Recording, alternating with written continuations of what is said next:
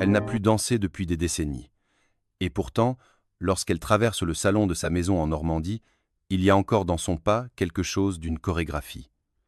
Une grâce qui ne s'efface pas. À 93 ans, Leslie Caron a le port d'une étoile du passé et le regard d'une femme qui a tout vu. Loin des projecteurs d'Hollywood, elle vit désormais dans le silence, entourée de livres, de souvenirs et de silences qu'on devine plein d'histoires. On se souvient d'elle dans Un Américain à Paris, virevoltant aux côtés de Gene Kelly. Dans Gigi, elle était la jeune fille à la voix douce, à la moue française, élevée au rang d'icône internationale. Elle a tourné avec les plus grands, Minelli, Lily, Cukor. Elle a été nommée aux Oscars, primée aux Golden Globes, décorée en France comme aux États-Unis. Elle était ce lien rare entre deux cinémas, deux continents, deux sensibilités. Mais derrière les costumes en satin et les décors de rêve, Leslie Caron a souvent dû se battre. Se battre pour être entendue, respectée, libre. Dans les studios, on voulait la modeler, la corriger, l'enfermer dans une image. Elle voulait vivre, créer, respirer. Les sourires sur l'écran masquaient parfois des tensions, des humiliations, des blessures. Elle n'a jamais crié sa colère, mais elle s'en souvient. Aujourd'hui, avec la distance du temps et la lucidité de l'âge, elle a accepté d'ouvrir une boîte longtemps restée fermée. Une boîte remplie de noms, de visages, d'épisodes douloureux qu'elle n'a jamais racontés. Pas pour se venger, pas pour régler des comptes. Mais parce qu'à l'aube de son centenaire, elle estime que certaines vérités méritent d'être dites sans haine, avec élégance, mais sans détour. Et aujourd'hui, à 93 ans, Leslie Caron révèle enfin les 5 artistes qu'elle ne pouvait pas voir en peinture. Numéro 1. Gene Kelly. Tout avait commencé par une rencontre. Paris, 1950. Une jeune danseuse de 19 ans, élevée entre les barres du conservatoire et les bancs d'un lycée français, voit sa vie basculer à l'instant où un Américain au sourire étincelant entre dans sa loge. Gene Kelly, déjà star planétaire, cherche une partenaire pour son prochain film. Il la regarde, lui tend la main, lui dit simplement « You're perfect ». Elle croit à un conte de fées. Il n'en est rien. Les premiers jours à Hollywood ressemblent à une transe. Décor gigantesque, salle de répétition glacée, caméra comme des yeux toujours ouverts. Leslie Caron ne parle presque pas anglais. Elle n'a jamais joué au cinéma, mais elle apprend vite, très vite, car elle n'a pas le choix. Gene Kelly n'est pas simplement son partenaire, il est aussi son professeur, son metteur en scène, son arbitre invisible. Et il ne tolère ni erreur, ni fatigue, ni faiblesse. Les répétitions pour An American in Paris deviennent un marathon quotidien. 8, 10, 12 heures par jour. Si son pied n'est pas dans l'axe, il recommence. Si son regard n'est pas exactement là où il veut, il s'énerve. Il ne crie pas toujours. Mais son silence coupe plus fort qu'un hurlement. Il y a dans son exigence quelque chose de glaçant, une volonté de domination esthétique. Pour lui, tout doit être parfait. Et pour que le tout soit parfait, elle doit l'être aussi. Les caméras, elles, n'enregistrent que la beauté du mouvement. Mais derrière chaque arabesque, il y a des larmes retenues, des nuits sans sommeil, des doutes qu'elle n'ose confier à personne. Kelly, lui, rayonne à l'écran. Elle apprend à sourire en silence. Ce n'est pas de la haine, ce n'est pas non plus de l'admiration. C'est un lien étrange, fait de reconnaissance et de rancœur, de gratitude mêlée à une forme sourde de blessure. Il fut son passeport vers la gloire, mais aussi l'ombre sur sa lumière. Des années plus tard, lorsqu'on lui demande ce qu'elle retient de cette collaboration mythique, Leslie Caron esquive souvent. Elle évoque la magie du tournage, la musique de Gershwin, les décors de Paris reconstitués en studio. Elle parle peu de Kelly, ou alors avec un détachement poli, comme si le souvenir de l'homme s'était effacé derrière l'image du danseur. Pourtant, dans son regard, il y a toujours cette ombre fine, celle des choses qu'on n'a jamais osé dire tout haut. La vérité, c'est qu'elle n'a jamais oublié la peur qui l'inspirait. Pas la peur brutale, non. La peur feutrée, quotidienne, celle qui vous fait douter de vous à chaque instant. La peur d'être insuffisante, de ne pas mériter sa place. Kelly était brillant, magnétique, révolutionnaire. Mais il pouvait aussi être sec, impatient, autoritaire. Pour lui, l'art ne souffrait aucun compromis.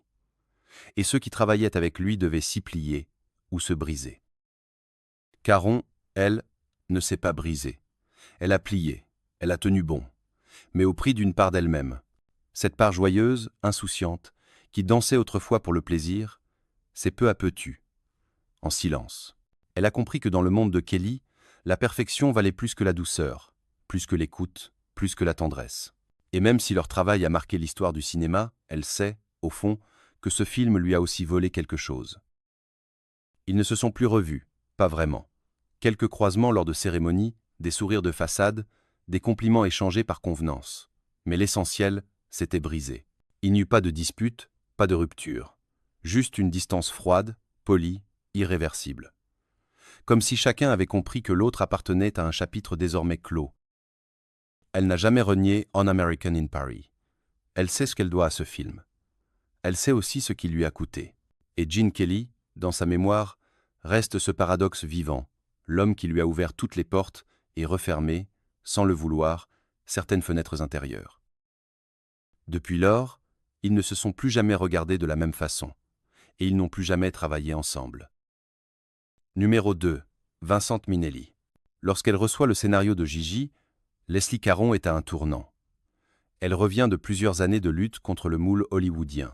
Trop française pour certains producteurs, trop indépendante pour les studios, elle n'est plus la jeune étoile docile d'autrefois. Mais la MGM insiste.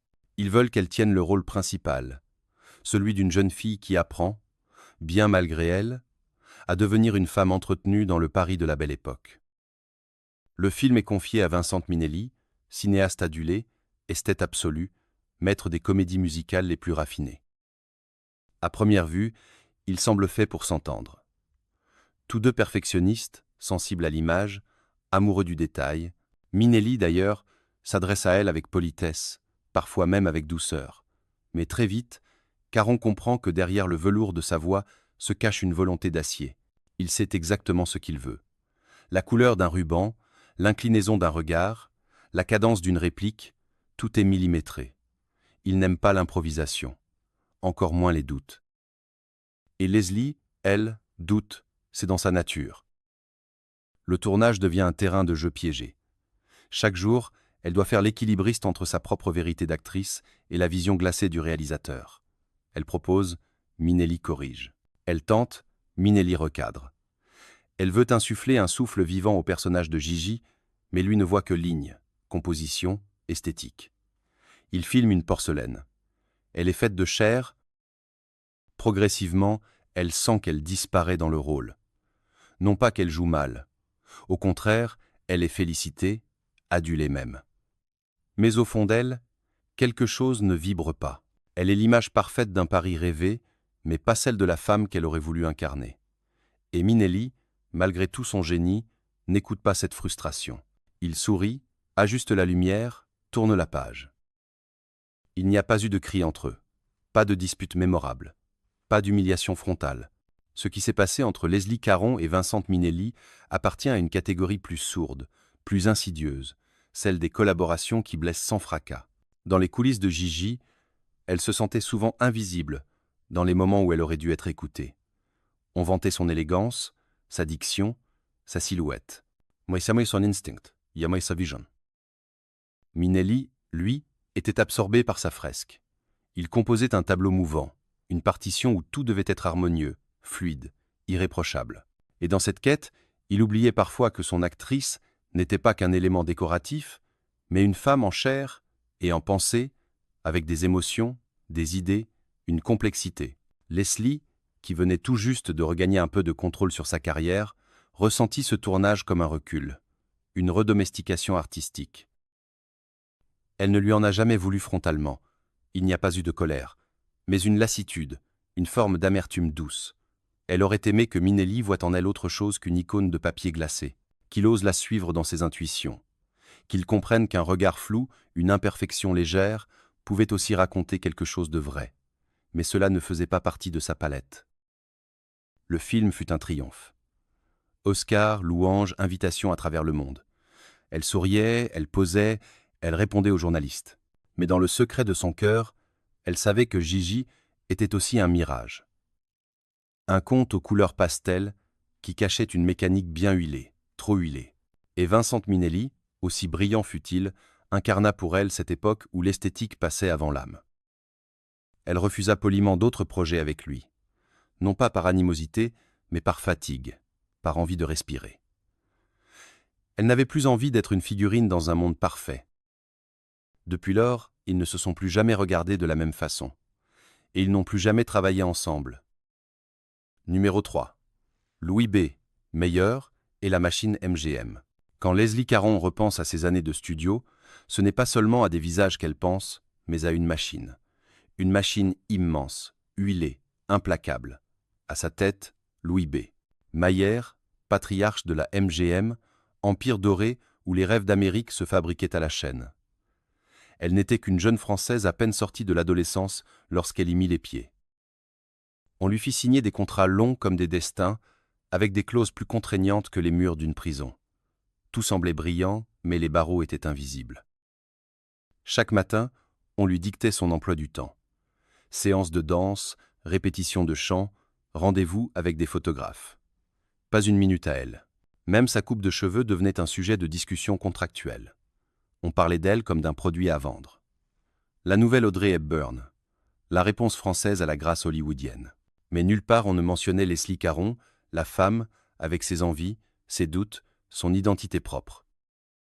Mayer n'apparaissait pas toujours, mais son ombre planait partout, dans la voix d'un agent qui disait « Non, vous ne pouvez pas refuser ce rôle ».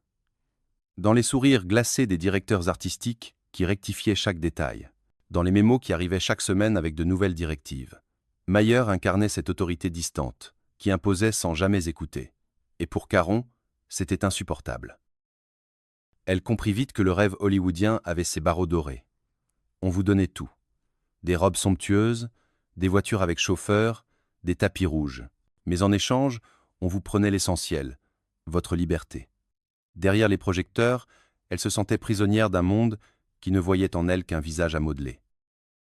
Dans les couloirs immenses de Culver City, elle marchait parfois en silence, croisant d'autres comédiennes qui souriaient mécaniquement comme si elle s'était résignée. Elle, au fond d'elle, refusait de céder. Elle savait qu'elle ne supporterait pas longtemps cette cage de cristal. Avec le temps, Leslie Caron apprit à lire entre les lignes. Elle comprit que derrière chaque sourire du studio se cachait une stratégie, derrière chaque faveur une dette. Quand on lui offrait un rôle, ce n'était pas pour révéler son talent, mais pour servir un plan, équilibrer une programmation, combler une case dans le calendrier des sorties. Elle n'était pas une artiste, elle était une pièce dans un puzzle commercial. Et Mayer, depuis son bureau capitonné, tirait les ficelles. Elle se souvient d'avoir senti une colère sourde grandir en elle. Pas une explosion, non.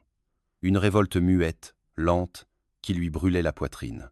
Elle voulait respirer, s'affranchir de cette logique industrielle. Elle ne supportait plus les phrases creuses qu'on lui servait « c'est pour ton bien ». C'est ainsi que fonctionne Hollywood. Derrière ces maximes, il n'y avait que l'effacement de son identité. Alors elle décida de rompre, quitter les studios, fuir la cage, même si cela signifiait tourner moins, être moins en vue. Elle préférait l'inconfort de la liberté à la sécurité de l'enfermement. Lorsqu'elle reprit le chemin de l'Europe, c'était comme si elle ouvrait enfin une fenêtre après des années d'air conditionné. Le cinéma britannique, le cinéma français, lui permirent d'explorer des rôles plus rugueux, plus vrais, loin des sourires artificiels. Dans ses mémoires, elle évoque rarement Louis B. Mayer par son nom. Mais tout lecteur comprend. Mayer représentait pour elle la figure paternelle étouffante, celle qui offrait des bijoux mais interdisait les portes. Elle ne l'a jamais affronté directement. Elle a choisi une arme plus subtile, l'exil. Et ce départ fut une délivrance. Pour la première fois, elle retrouvait la sensation d'être actrice et non marchandise. L'ombre de Mayer s'effaça lentement, mais la cicatrice demeura, celle de ces années où elle n'appartenait plus à elle-même. Numéro 4. Warren Beatty. En 1965, Leslie Caron croit tourner une comédie légère, une parenthèse insouciante dans une carrière déjà marquée par de grandes fresques musicales. Le film s'appelle « Promise Her Anything ». À ses côtés, un jeune acteur en pleine ascension, Warren Beatty. Beau, charismatique, irrésistible pour la presse comme pour les spectateurs. Hollywood ne parle que de lui. Pour Leslie, cette rencontre aurait pu être stimulante. Elle ne le fut pas. Dès les premiers jours de tournage, le contraste est frappant. Beatty, Fougueux, imprévisible, aime bouleverser les plans établis. Il improvise, change de ton, réécrit parfois ses dialogues. L'équipe le suit, ou tente de le suivre, fascinée par son audace. Mais pour Caron, habitué à une rigueur exigeante, cette désinvolture est déstabilisante. Elle a le sentiment que chaque scène se transforme en terrain de jeu pour l'ego de son partenaire. À la ville, il charme, séduit, occupe l'espace. Au studio, il en fait autant. Et Leslie, face à lui, doit sans cesse réajuster sa place. Elle n'a rien contre le talent, mais elle supporte mal l'arrogance, encore moins lorsqu'elle mine la cohérence d'une œuvre. Plus d'une fois, elle se dit que ce film ne lui appartient plus vraiment. Il est devenu le spectacle de Warren Beatty. L'atmosphère se charge d'électricité. Les techniciens oscillent entre admiration et lassitude. Le réalisateur, Arthur Hiller, tente de canaliser cette énergie, mais peine à imposer des limites. Caron, elle, choisit le silence.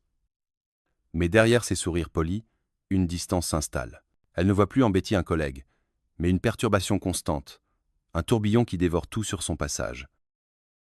Le film terminé, Leslie Caron sentit en elle un étrange mélange d'épuisement et de désillusion. Elle avait joué son rôle avec professionnalisme, mais le souvenir du tournage lui laissait un goût amer. Plus que les dialogues malmenés ou les scènes improvisées, c'était l'attitude de Warren Beatty qui l'avait marquée.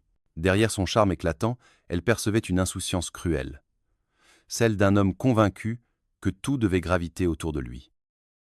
Dans la presse, on les associa brièvement, comme on le fait souvent lorsqu'une actrice et un acteur partagent l'affiche. On parla d'une idylle supposée, d'un rapprochement en coulisses. Elle ne confirma jamais. Ne démentit pas non plus. Elle préféra détourner le regard. Car pour elle, ce qui s'était joué n'était pas une histoire d'amour, mais un désaccord profond sur la manière de faire du cinéma. Betty, dans ses souvenirs, restait ce météore imprévisible, séduisant sans doute, mais impossible à apprivoiser. À chaque fois qu'elle revoyait une image de lui, c'était cette impression de chaos qui revenait. Le souvenir d'un partenaire qui ne respectait ni le texte, ni l'équilibre du plateau, ni la concentration des autres. Un acteur brillant, certes, mais prisonnier d'un narcissisme encombrant. Leslie Caron choisit alors de se protéger. Elle déclina les propositions où leurs noms auraient pu se recroiser. Elle se dirigea vers d'autres rôles, d'autres horizons, fuyant cette énergie trop envahissante. Dans ses mémoires, elle ne s'attarde pas longuement sur lui.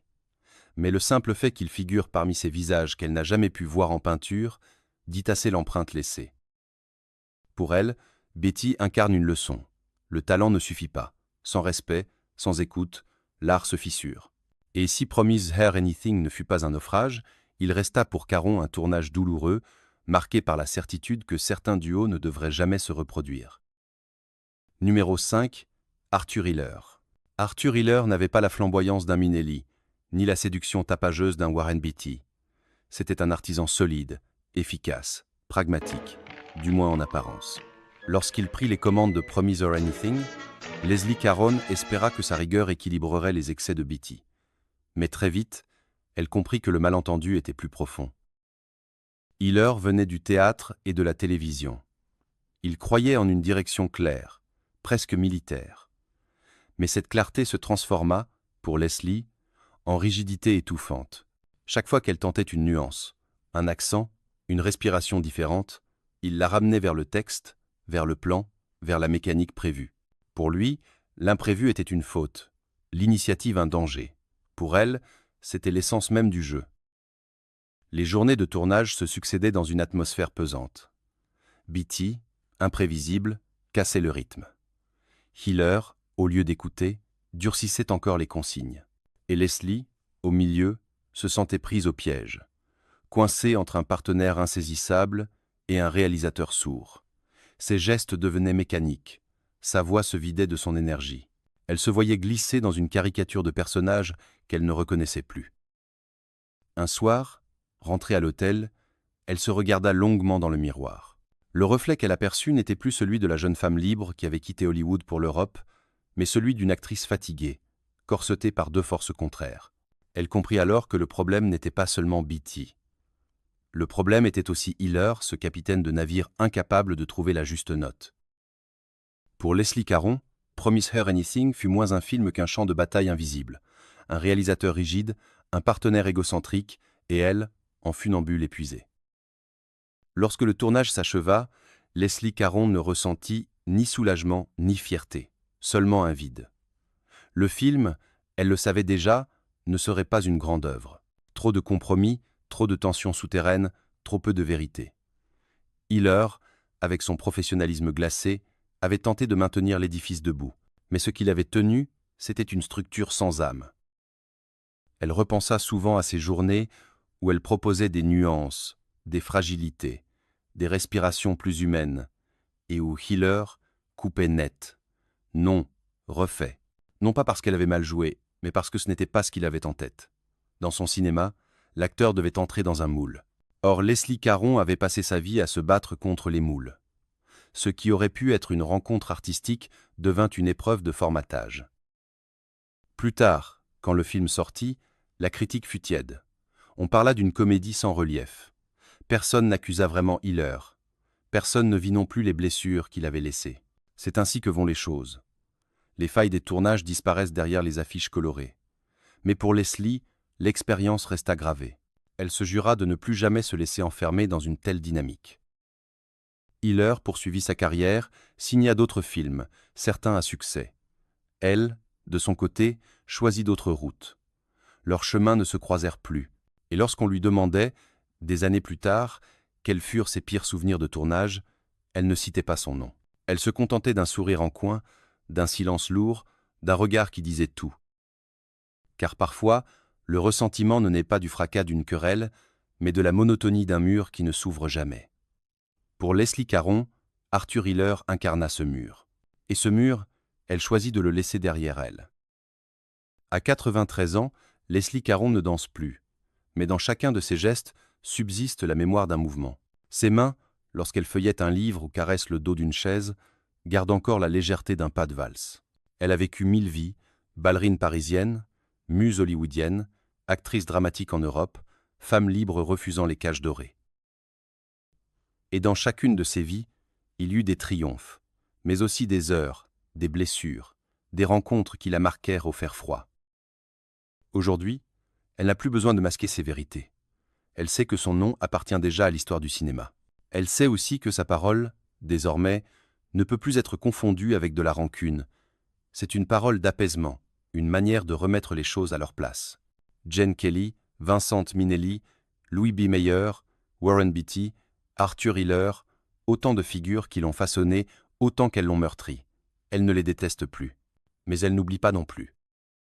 Dans le silence de ces journées normandes, elle a appris que la mémoire est faite de contrastes. Les éclats de lumière n'existent que parce qu'il y eut des ombres.